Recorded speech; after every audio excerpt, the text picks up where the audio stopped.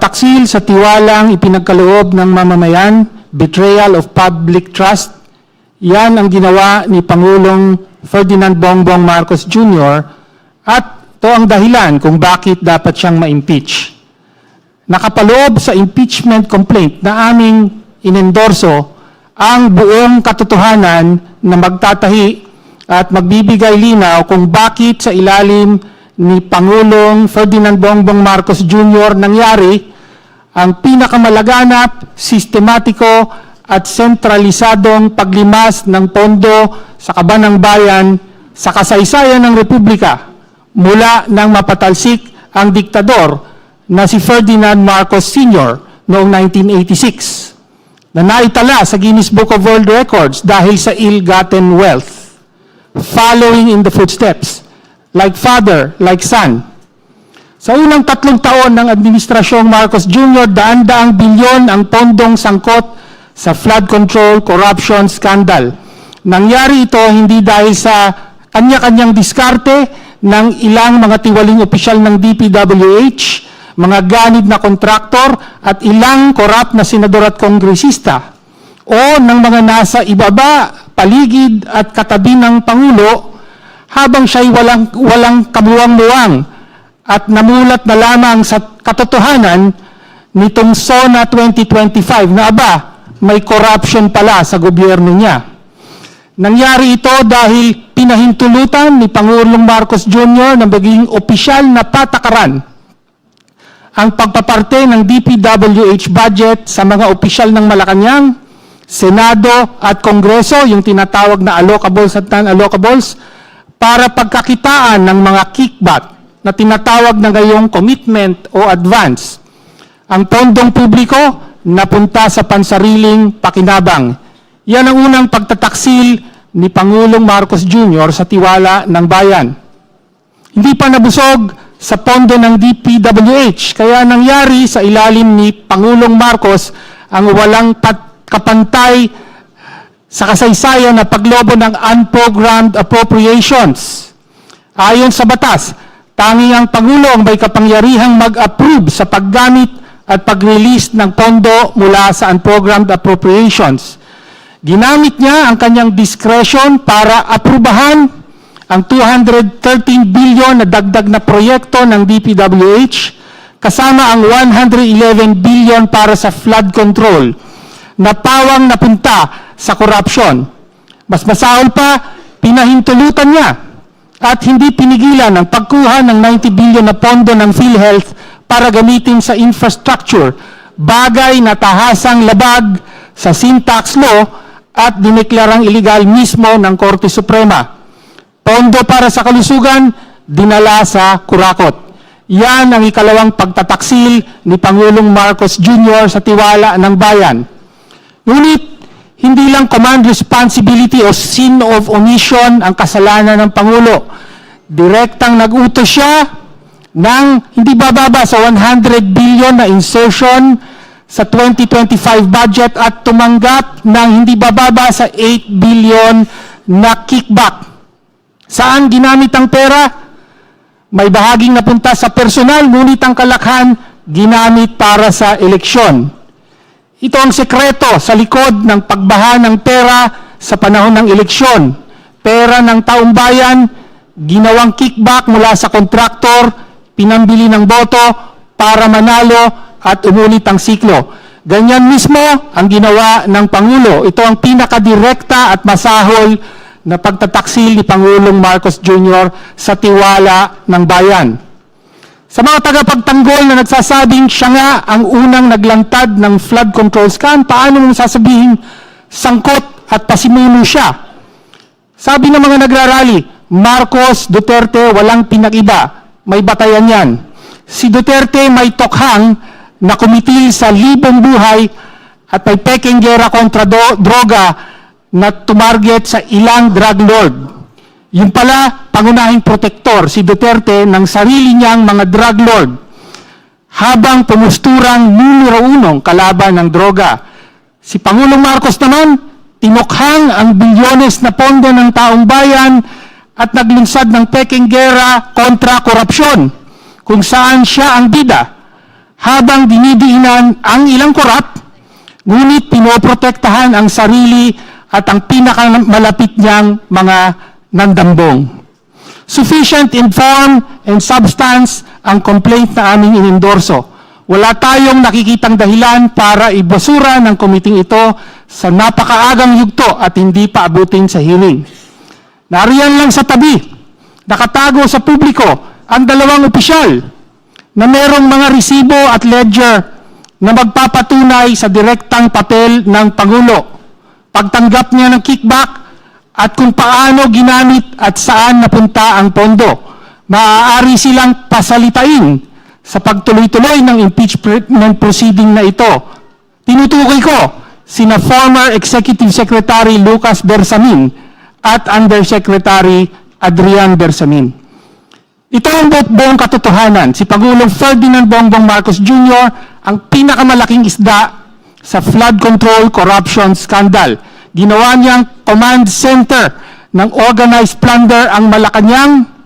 Inagaw niya ang pondo para sa kalusugan ng mamamayan, para sa kickback ng ilan at direktang nag-utos ng 100 bilyong pisong insertion para tumanggap ng kickback.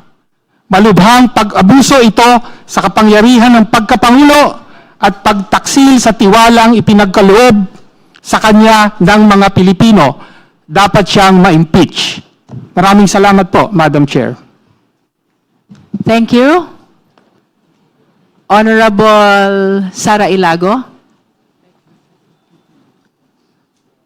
Sa ngalan ng Gabriela Women's Party, inendorso namin ang reklamong impeachment laban kay Pangulong Marcos, nina Maza et al.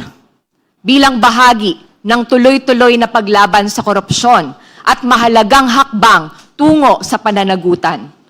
Ang laban para managot ang lahat ng kurakot ay laban para sa kapakanan at kinabukasan ng mga pamilyang Pilipino. Kapag may korap, napakabigat ng tama sa mga kababaihan, lalong-lalo na ang mga may hirap. Sa mga nanay na naghahanap buhay sa gitna ng tumataas na presyo ng bilihin, sa mga babaeng manggagawang pinipiga ng kontraktualisasyon at barat na sahod, at sa mga biktima ng karahasan na pinabayaan ng isang sistemang walang hustisya. We are endorsing this verified impeachment complaint, which presents acts of betrayal of public trust, demonstrating command responsibility and personal culpability of the President himself. The adoption and implementation of the baseline balance managed parametric formula, which institutionalized systemic corruption, sa sadyang paggawa at pagdisenyo ng sistema kung saan ang priorities of leaders ang mas sinusunod kaysa sa technical requirements at pangangailangan ng ating mga communities. Ang flood control program na dapat sana ay para sa pag-iwas sa sakuna at kaligtasan ng publiko ay ginawa ng makinarya para sa malawakang pagnanakaw. We have also seen how public funds meant for urgent national needs are turned into the administration's presidential pork barrel.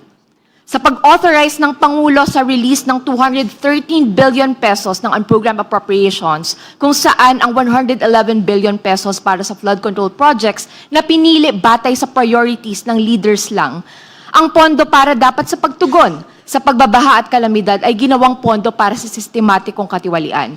Hindi ito basta lamang paggamit ng kapangyarihan, ito ay pagtataksil sa tiwala ng taong bayan. Dagdag pa, ang pagbibitiw ng kanyang mga pinakamatataas na opisyal matapos ang mga seryosong aligasyon ng mga kickback ay nagpapatunay na ang bakas ng katiwalian ay hanggang sa Malacanang. Wala man lang ipinatawag at humarap sa mga investigasyon sa kanila. May resignations pero wala man lang thorough investigation. Walang kahit anong investigasyon tungkol sa kinalaman mismo ng palasyo at ng Pangulo mismo bilang nasa tuktok ng kapangyarihan. Hindi ito pwedeng palusutin. Para po sa akin, bilang isa sa mga endorsers, the most painful proof of this betrayal of public trust is felt not just in these documents of the verified impeachment complaint, but in the lives of our people. Habang bilyong-bilyong piso ang kinakamkam ng mga kurakot sa ilalim ng pamumuno ng Pangulo, pasan-pasan ng mga ordinaryong Pilipino ang matataas at mabibigat na buwis. Ang value-added tax o VAT sa pagkain at mga pangunahing bilihin, excise tax sa langis, ang patuloy na pagtaas ng mga bayarin sa kuryente at iba pang utilities, ang lahat ng ito ay pumapasok sa kaban ng bayan. Isang kaban na direktang ninanakaw sa pamamagitan ng mga mekanismo na kanyang ginamit at naipatupad. Ang perang pinagpawisan ng mga manggagawa, ng mga driver, ng mga magsasaka, ng ordinaryong mamamayan ay napupunta sa mga bulsa ng mga kurakot. Therefore, I urge every member of the House Committee on Justice and of the entire House of Representatives, the substance of this complaint is more than sufficient. Makatwiran at makatarungan ang impeachment complaint na ito. Huwag nating ipagkait sa taong bayan ang karapatan sa katotohanan. Huwag nating ipagkait sa taong bayan ang karapatan sa pananagutan. Maraming salamat. Before we proceed, may we acknowledge the presence of the Honorable Crispin Diego M. D. Remulla, Deputy Majority Leader, and the Honorable Bienvenido M. Abante from the 6th District of Manila. Thank you for coming. Now, Honorable Reneco. Madam Chair, mga kapwa ko mambabatas at sa mamamayang Pilipino. Nasa harap ninyo ako ngayon bilang kinatawan ng kabataan at isa sa 3 miyembro ng Kamara na nag-endorso ng verified complaint mula sa taong bayan. 36 na individual mula sa iba't ibang sektor para sa impeachment ni Pangulong Ferdinand Romualdez Marcos Jr. dahil sa kanyang pagtataksil sa tiwala ng publiko sa kanya o betrayal of public trust, na alinsunod sa konstitusyon ay isang marapat na batayan para matanggal siya sa kanyang pwesto. The Constitution says, public office is a public trust. Iniutos ng saligang batas sa mga pampublikong opisyales na lagi silang magkaroon ng pananagutan sa taong bayan, mamuhay ng simple, at maglingkod sa mamamayan ng may pinakamataas na katapatan, responsibilidad, at integridad. Madam Chair, sa nagdaang mga buwan at taon, it has become clear to us that President Marcos Jr. has not heeded this constitutional command. It is for this reason that the people are charging him with betrayal of public trust.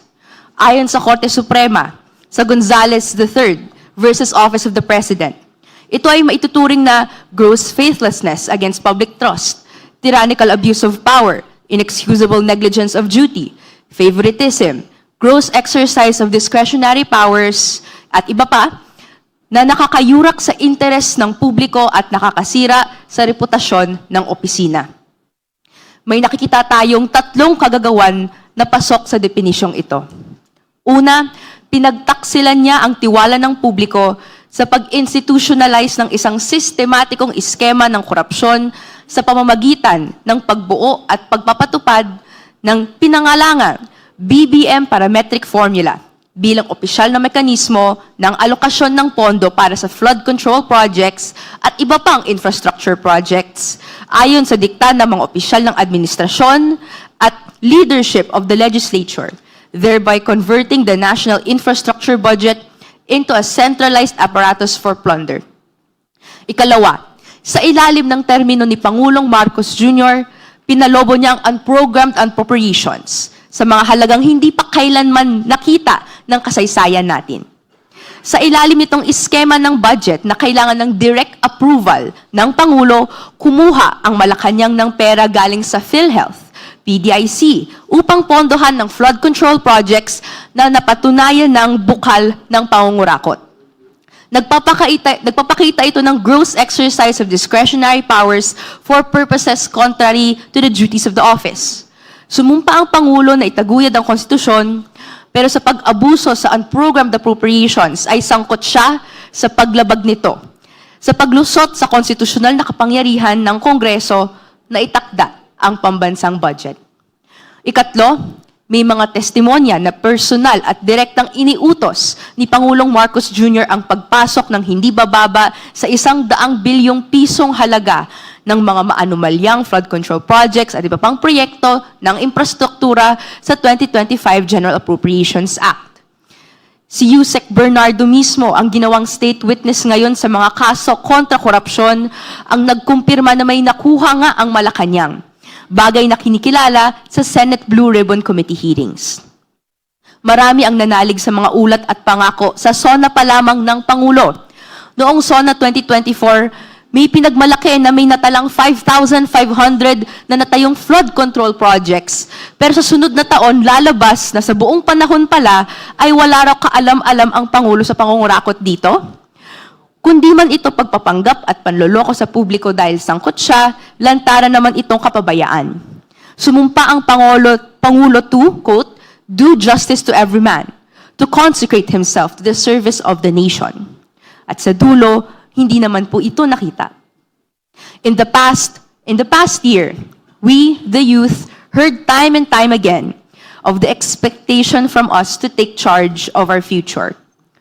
Para tuparin ang aming papel bilang pag-asa ng bayan, ito ang ginagawa namin ngayon. We will hold public officials to account for their misspending, for the pesos that should have went to public and social services but went to personal interest. Wala na dapat makalusot. Ito ang panahon ng pananagutan. Sa inendorso naming verified impeachment complaint laban kay Pangulong Marcos Jr., sinasaad natin ang facts constituting betrayal of public trust. Wala pong rason kung bakit hindi dapat ito tumuloy-tuloy sa hearing proper. Bilang mga mambabatas, Madam Chair, hindi dapat tayo matakot na ungkatin ang katotohanan. Ang hiling ng kinatawang ito, let the Filipino people who suffered from disasters and lacking basic social services because of misuse and abuse of public funds, see their day in court. Let the Filipino people repose their trust in a public office that deserves it and does not betray it. We, the Filipino youth, demand better leaders, and we deserve better leaders. Thank you, Madam Chair. Thank you. That completes the endorsement of the Jesus complaint by Representative Nisay and the Masa et al. Complaint by Representative Tino, Representative Elago, and Representative Reneco. We shall now proceed to the determination of sufficiency in form. In compliance with the process, I understand that you've made mention, or the endorsers have made mention already about their position with respect to form, but nevertheless, we will be requesting them to make a formal manifestation with respect to their complaints, sufficiency in form, compliance to the sufficiency in form. We recognize the Honorable Nisay for his manifestation on the De Jesus impeachment complaint with respect to sufficiency in form.